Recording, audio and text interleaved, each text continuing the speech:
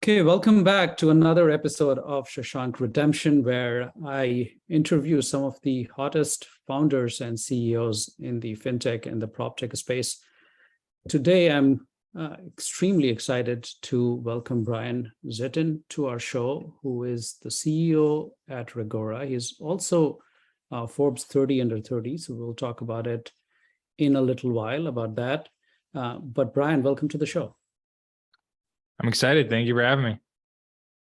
So let's talk about Forbes 30 under 30. That's something which is, it's highly prestigious. Of course, there are only 30 people who make the list, but also somebody who's relatively young to be an entrepreneur and somebody who's changing different industries. So how does that award play, and how some of a lot of our audience is probably in that age category and maybe a founder, some tips maybe for them to make the list down the road. So talk to us about Forbes 30 under 30.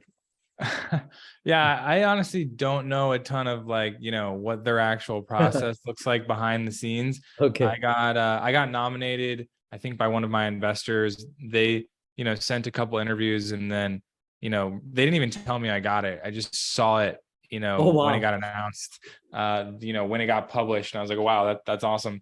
And so, yeah, there's a lot of founders on it, with significant traction, whether it be funding, revenue, employees, kind of all the above categories. So I honestly don't know how to game the system. I just got lucky, I guess, maybe. No, yeah. And it's a good thing that people don't know how to game the system, because that's not what a prestigious award like that should come to. But you're right. Some of the biggest names in the industry in the past have made that list. So congratulations. Of course, you're doing some amazing things. Let's talk about Reggora then.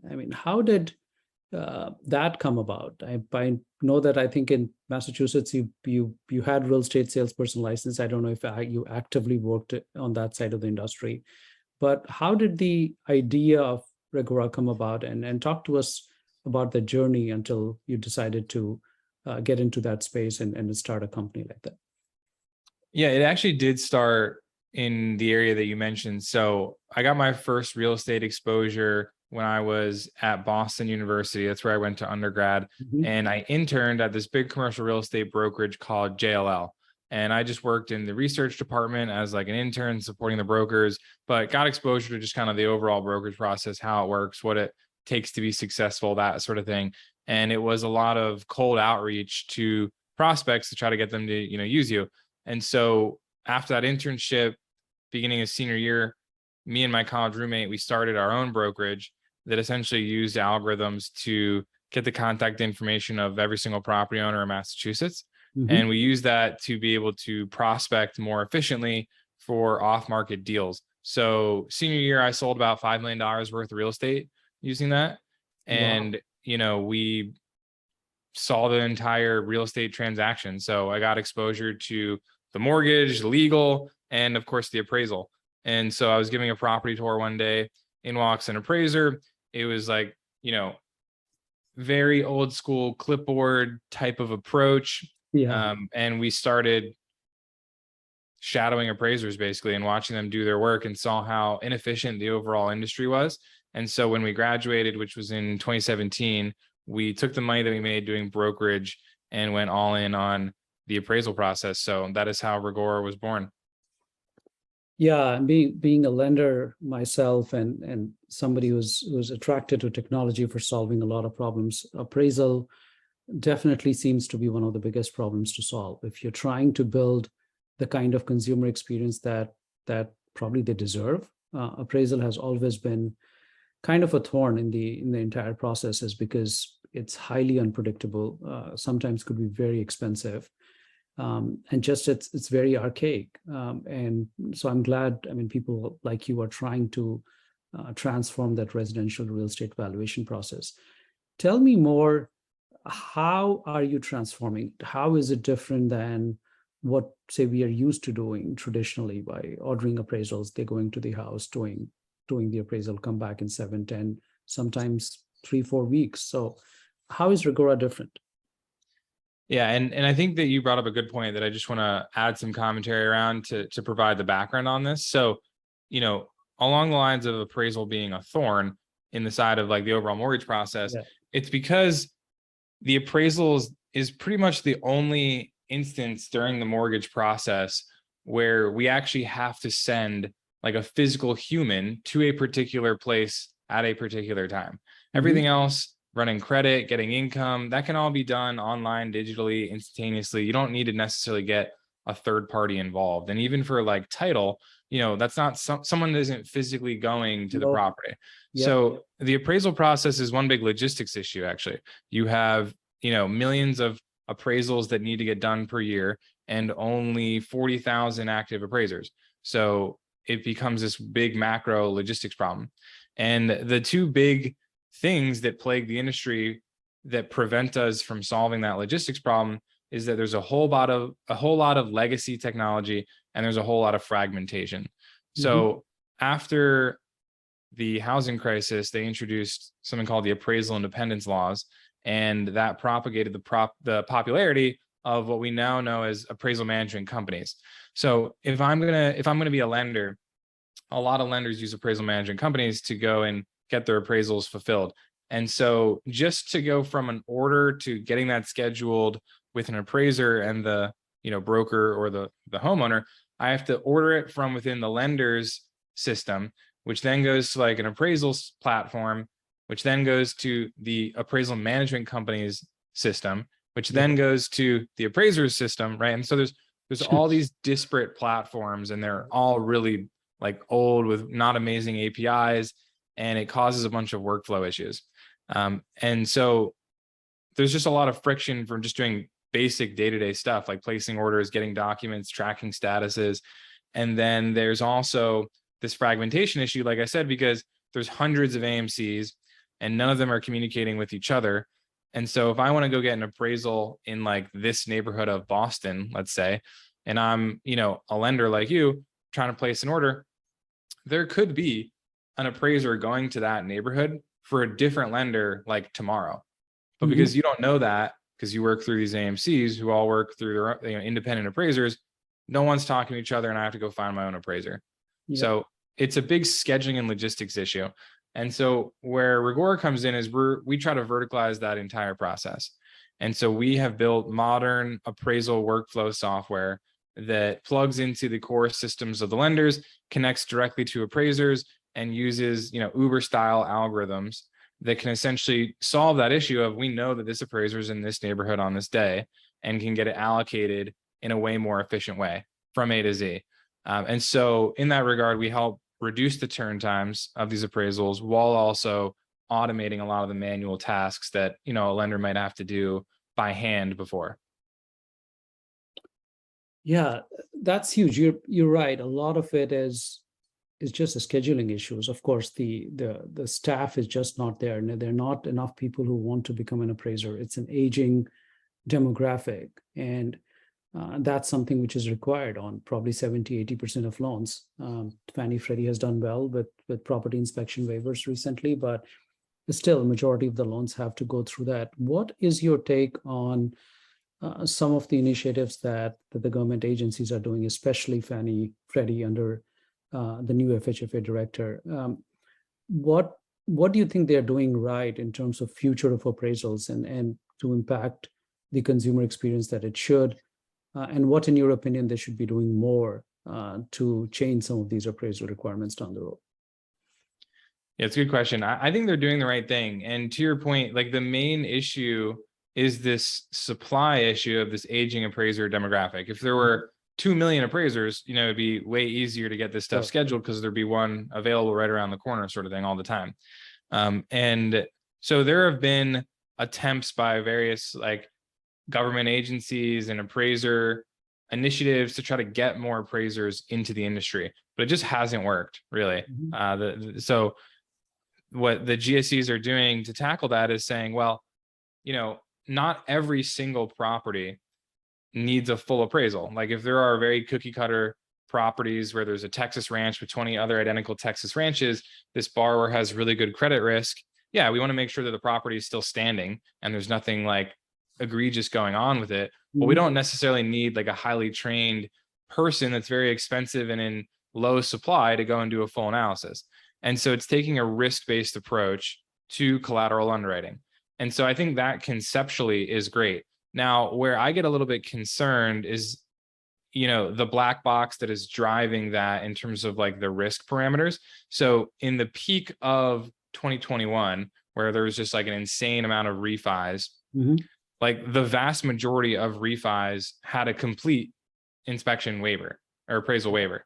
Yes. So, over time, those models get weaker and weaker if there's not enough training data to replace it, in the form of these actual inspections getting done. So, the only kind of long-term catastrophic risk is if, they go overboard with the use of alternative products and it causes, too much risk systemically in the system. Yeah, that's a great point that I hadn't thought of. Is you're right, is that if you keep giving property inspection waivers one after the other, and it's been like 10 years since the last actual appraisal happened on the property, then probably we are too far from the truth now suddenly, is because we don't know what the condition of the property might be. That's interesting take, and also something difficult for GSEs to balance, I guess, because on one side, we are, especially as lenders, we would want more and more situations where we don't have to send an appraiser to the property. On the other side, you're right. I mean, are you taking inordinate amount of risk is because do you still have enough data to say give a property inspection waiver on that? Yeah, exactly. So I think, it'll be interesting if, folks like me can actually solve that appraisal problem where even on full appraisals, it's pretty fast turn times, then, lenders may not be as eager necessarily to beat down the door for these alternative products because, consumers also don't want to get ripped off, right? If I'm going to go and buy a property and I put out an offer for, 500 grand, but in reality, it's only worth 400, maybe I want to renegotiate that offer, So, even on some of these alternative products, we've seen borrowers still interested in getting that full appraisal actually. So it'll be definitely interesting to see kind of what the steady state is over the next couple of years.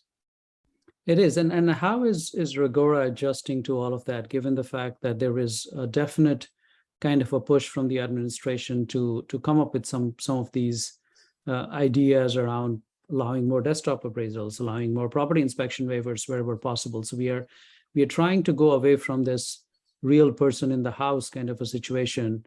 How are you adjusting to it? Are you building new products to cater to some of these new initiatives and new approvals within GSEs? Are you thinking even further ahead on what could be on the plate and working towards it?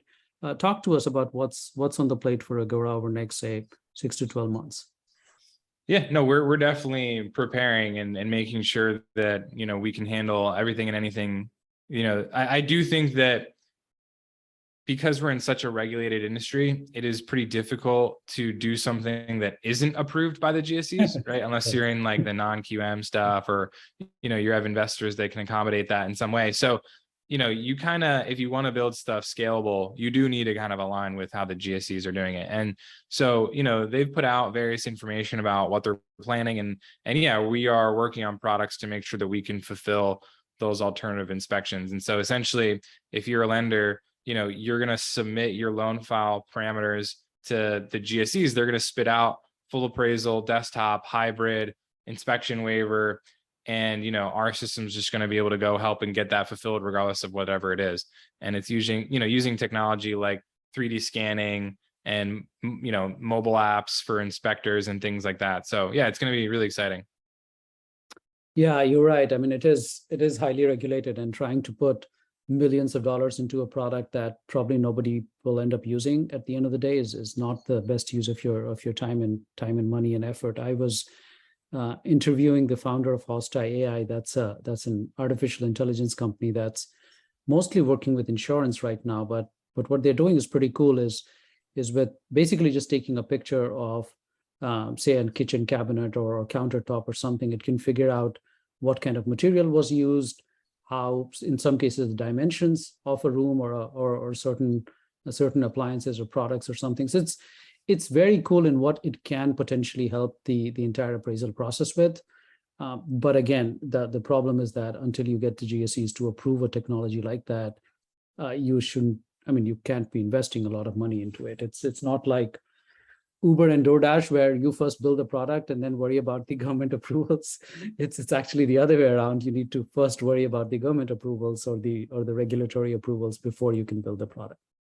Yeah. And honestly, I think that's why partially the mortgage industry is honestly probably behind, other industries when it comes to technology innovation. And I also think that as a result of that, the average NPS score in the industry is pretty low for just general technology providers. Like, a common trope is like, yeah, we're not the biggest fan of XYZ, but it would be a pain to rip them out, so yeah, so I'm excited for all of that to finally catch up here in the next couple of years.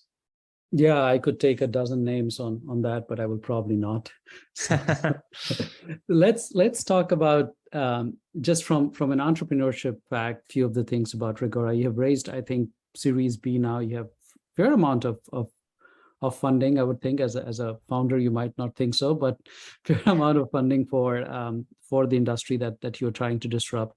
Talk to us about your approach, your philosophy on fundraising. Is that something a lot of my audience is interested in? There in that stage of their startup companies where they're thinking about it. When did you think it was the right time to go and raise capital? How much did you think was a good thing? What kind of partners and investors did you look for? Just overall philosophy around capital raise. Yeah, it's a big topic. And when I advise entrepreneurs on this, it really starts all the way from the beginning in terms of, what are your goals as a founder, as an entrepreneur? Because when you sign up for, it's a very specific type of business model to get into the venture capital, backed startup world. You have to have the potential to become a multi-billion-dollar company. Sure. Otherwise, no one's going to invest in you. So, there are a bunch of companies out there where, you could build a good lifestyle business in like a niche thing that just aren't suited to conventional venture capital style businesses. So, number one, I think you kind of need to figure out what you're actually looking for. Because if you are going to become a multi-billion-dollar company, it's going to take, most likely, unless you are, the top, one of the top entrepreneurs ever, somewhere between 5 and 10 years. Sure. Really long time. And you're on a roller coaster that you can't get off until you're on the other side of it, because you're dependent on the funding. Because if you take venture capital, you have to grow. And so, we did it because, when I was starting out, I was a 22-year-old with my college roommate, and we want to just take the biggest home run swing possible. And so, basically when we decided to raise was when that bootstrap money that we got was about to run out. Yes. And, the mortgage industry is also very capital intensive, right? Because, you think about building a loan origination system that would take, millions and millions of dollars to even just get a minimum viable product. Yes. And so it's a little bit different than other software industries where it's more expensive to get to kind of baseline product market fit. Because it's a mission critical system. If one thing, messes up, then the entire mortgage pipeline explodes. So yeah, we kind of knew that in that regard, we were a venture capital based business. Now, I think what we're seeing in the last 6 months with this huge pullback in the market and venture capital isn't as plentiful, that I do think that it is a good idea for companies to have the strategy to get to profitability much sooner than you might think, and having really good unit economics and, keeping the burn in a reasonable place, because, who knows how long it'll take, or if it ever does get back to the crazy place that it was where, people were just throwing tens of millions of dollars at companies that probably shouldn't have gotten it necessarily. So yeah, I don't know, that was a lot, but did that generally cover some of the questions? Yeah, absolutely does. I mean, let's start with why do you need the capital, and then be ready to deliver what that capital asks from you. Because you're right. I mean, not every business is a venture capital business. I mean, you might want to have a solid business, but you may not be trying to build the next unicorn, and which is fine. Not every business model has to be exactly the same, and you could just raise some seed capital, build an MVP, and then just kind of build from there. But some businesses require much more capital, and then you need to be ready to grow it the way it is and go through a market like 2022 or maybe next year when the capital may not be that plentiful. So, I mean, can you still run the business and can still hopefully take it to profitability at this point? So there are multiple factors to consider, but good to, I mean, everything that you said totally makes sense. Now, last thing, or one of the things that I did want to ask you, Brian. So you have a co-founder. Do you have one co-founder or do you have more?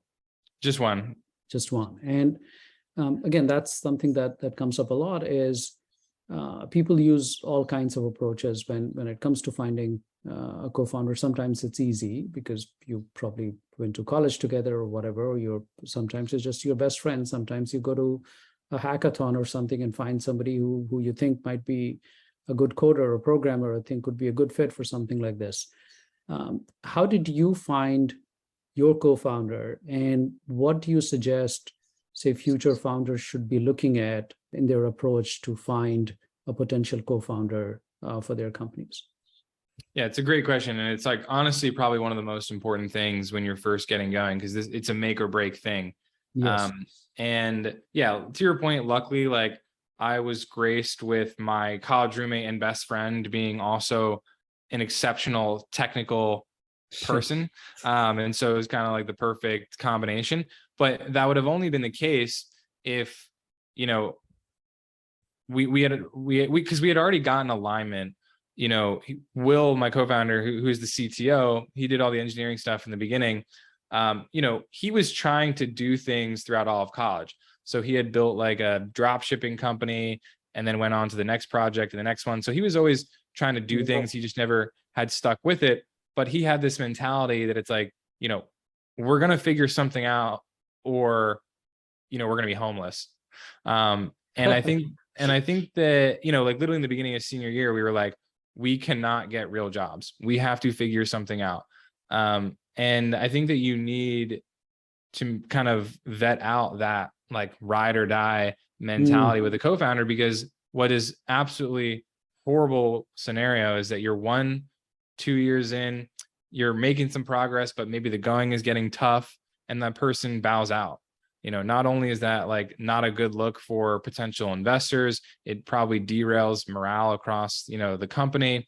And they probably take a big chunk of the equity, which is dilutive as well. So, you know, I think that, yes, you want synergistic skill sets, obviously. Like a lot of times you see sometimes people who are a little bit naive in the business will have like 3 co-founders that are all business oriented.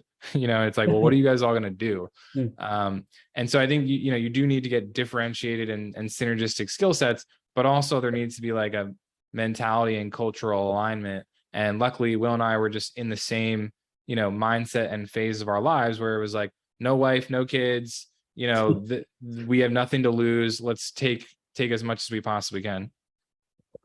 Yeah, taking ride or die to the next level, I see. So it's like, okay, this is and it's hard to find that, right? I mean, it's not always hard to find that when things are going well. It's hard to find that when things are not going well. Then suddenly you thought you had all this alignment in the world, and that starts falling apart, is because now people have different expectations from their lives and from the company. So it is, as you rightly mentioned, it's probably one of the most important thing, if not the most important thing, that you need to figure out at the beginning.